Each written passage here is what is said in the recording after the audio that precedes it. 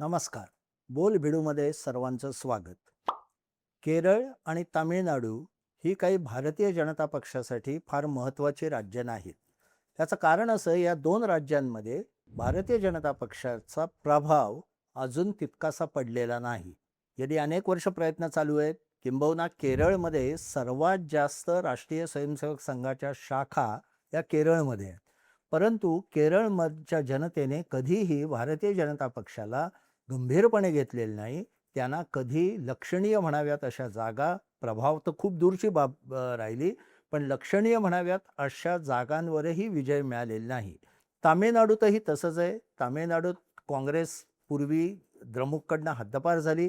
त्याच्यानंतर तामिळनाडूचं पूर्ण राजकारण हे द्रमुक आणि अण्णा द्रमुक, पुढे द्रमुकमधनंच बाहेर पडलेला एक गट, जयललिता याच्यानंतर मुख्यमंत्री होत्या. त्या द्रमुक आणि अण्णा द्रमुक या दोन्हीमध्ये इकडून तिकडे सत्ता पालट होत असतो किंवा काम चालू असतं. आता प्रश्न असा आहे, की या दोन राज्यांमध्ये भारतीय जनता पक्ष आपली ताकद हळूहळू वाढवत आहे. परंतु या वाढत्या ताकदीचा फायदा भारतीय जनता पक्षाला मिळेल का केंद्रामध्ये भारतीय जनता पक्ष अडचणीत येईल, असा एक वेगळाच पेच पुढे निर्माण झालेला आहे किंवा होण्याची शक्यता आहे. कसं ते आपण एक एक राज्यातनं बघू. केरळचा विचार केला तर तिथे डावे पक्ष, डावी आघाडी आणि काँग्रेस आघाडी यांच्यामध्ये मुख्यतः लढत आहे आणि भारतीय जनता पक्षाने आत्ता तिथे थोडाफार शिरकाव केलेला आहे.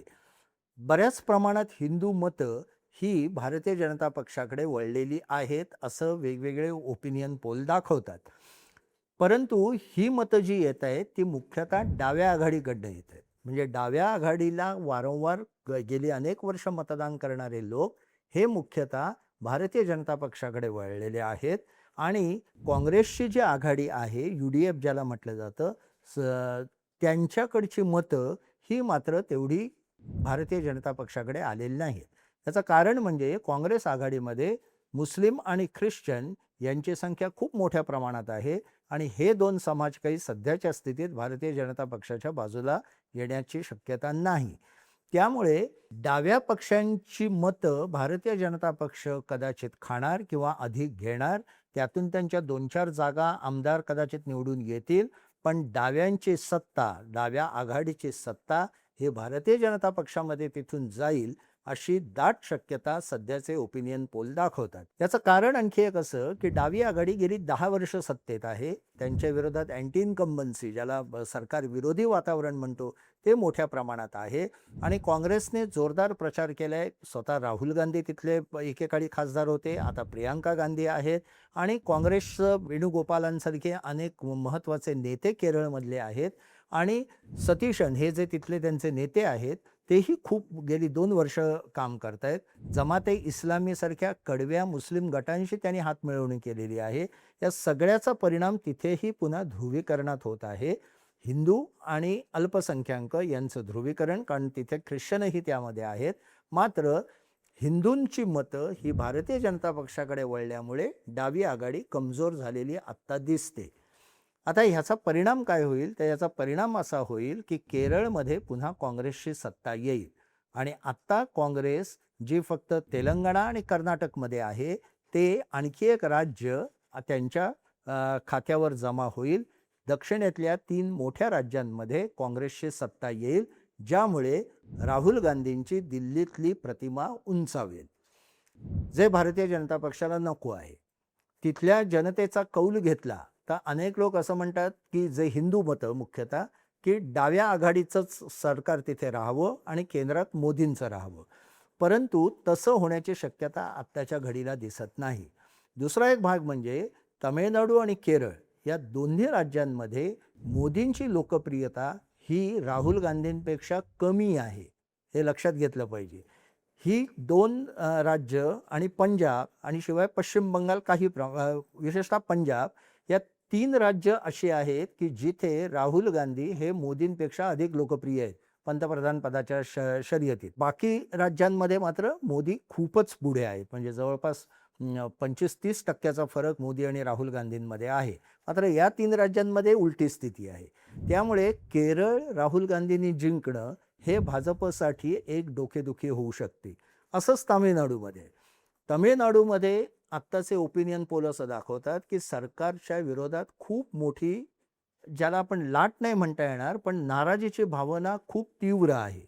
परंतु ती अण्णा DMK यांच्या कडे वळते का विजय, जे नवीन आता TVK नावाचा नवीन पक्ष आलेला आहे, जे लोकप्रिय अभिनेते आहेत, त्यांच्याकडे वळते, हे अजून स्पष्ट होत नाहीये.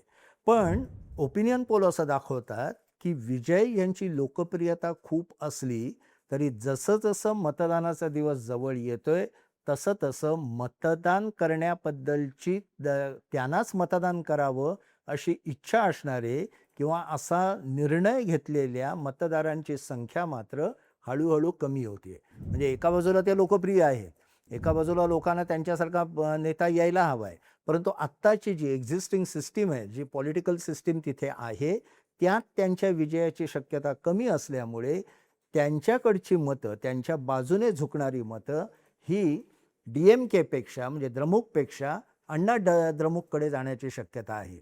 आणि अण्णा द्रमुक हा तिथला एक सायलेंट फॅक्टर होईल असं ओपिनियन पोलमध्ये दिसतं.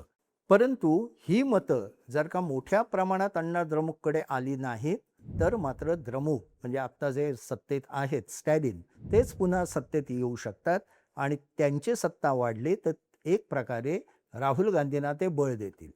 त्यामुळे असं खूप गेले 2 महिने खूप धडपड चालली होती भारतीय जनता पक्षाची की विजय यांना आपल्याबरोबर घ्यावं आणि अण्णा द्रमुक, विजय आणि भारतीय जनता पक्ष म्हणजे विजय यांचा TVK, हे 3 पक्षांची जर का आघाडी झाली असती तर तामिळनाडूमध्ये स्टॅलिन यांचा पराभव नक्की होता असं अनेक ओपिनियन पोल दाखवतात किंवा त्या सगळे जे सर्वे घेतात त्यांची फाइंडिंग्स तशी आहे.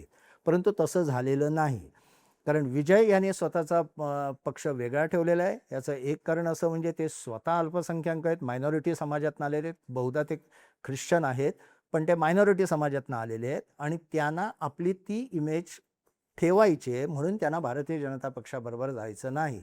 परंतु ते स्वतंत्र लढल्यामुळे प्रशांत किशोर यांची जी बिहारमध्ये अवस्था झाली तशी त्यांची हळूहळू होईल की काय असं यशवंत देशमुखांसारखे तज्ज्ञ सांगतात. म्हणजे प्रशांत किशोर यांची लोकप्रियता पण खूप होती, पण जसं जसं मतदानाचा दिवस जवळ आला तशी तशी ती लोकप्रियता ही 20% किंवा 22% हे 8-9% जवळ यायला लागली आणि प्रत्यक्ष मतदानाच्या दिवशी तर ती 2-2.5% येऊन थांबली.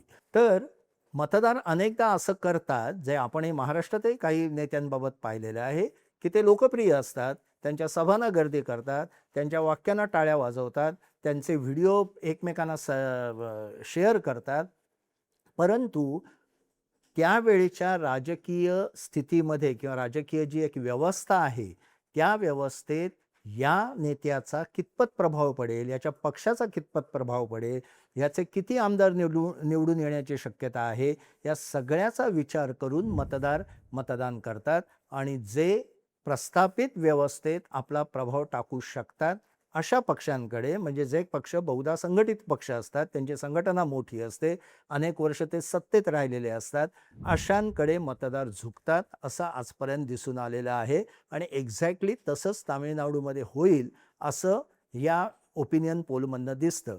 यामुळे होईल काय, भारतीय जनता पक्षाचा पेच असा आहे की केरळ जर का काँग्रेसकडे गेलं, तामिळनाडूमध्ये स्टॅलिन निवडून आले आणि पश्चिम बंगालमध्ये जर का ममता बॅनर्जी 100% निवडून येण्याची शक्यता सर्वात जास्त आहे, त्याही निवडून आल्या, तर दिल्लीमध्ये इंडिया ब्लॉक जो त्यांनी 2024च्या आधी तयार केलेला होता तो परत प्रबळ होईल.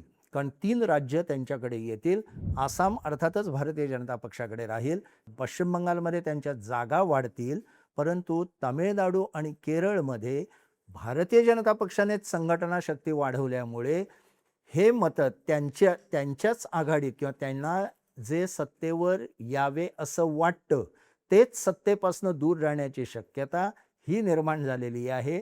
आणि विशेषतः केरळमध्ये डाव्या पक्षांचा पराभव म्हणजे राहुल गांधींचा विजय आणि राहुल गांधींचा विजय म्हणजे इंडिया ब्लॉकला बळ, असं एक समीकरण तयार होत आहे. आणि ते मुख्यतः भारतीय जनता पक्षाची संघटना बांधणी आणि प्रभाव केरळमध्ये वाढल्यामुळेच. त्यामुळे हा एक विचित्र पेच भारतीय जनता पक्षासमोर पुढच्या या निवडणुकीनंतर येणार आहे. समजा केरळमध्ये डावी आघाडी कायम सत्तेत राहिली आणि तामिळनाडूमध्ये स्टॅलिन यांचा पराभव झाला आणि अण्णा DMK तिथे निवडून आले, तर मात्र भारतीय जनता पक्षासाठी ती ते सर्वात चांगले शुभ संकेत असतील उत्तर प्रदेशच्या आगामी निवडणुकीसाठी आणि 2029च्या लोकसभा निवडणुकीसाठीही. धन्यवाद.